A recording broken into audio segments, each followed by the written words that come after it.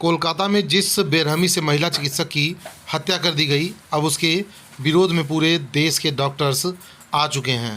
वह सड़कों पर भी उतर रहे हैं, धरना प्रदर्शन कर रहे हैं। आप भी देखें ये पूरी वीडियो। नहीं चाहिए, नहीं चाहिए, नहीं चाहिए, नहीं चाहिए, और निर्भया नहीं चाहिए, नहीं चाहिए, नहीं चाहिए, और निर्भया नहीं चाहिए, नहीं चाहिए, नहीं चाहिए, और निर्भया नहीं चाहिए, नहीं चाहिए, नहीं चाहिए, और निर्भया नहीं चाहिए, नहीं चाहिए, नहीं चाहिए, और निर्भया नहीं चाहिए, नहीं चाहिए, नहीं चाहिए, और निर्भया नहीं चाहिए। 1 2 3 4 बंद करो ये अत्याचार, 1 2 3 4 बंद करो ये अत्याचार, 1 2 3 4 बंद करो ये अत्याचार, 1 2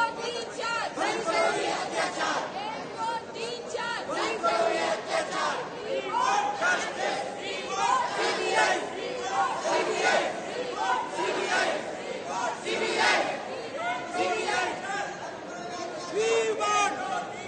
बंद करो ये अत्याचार।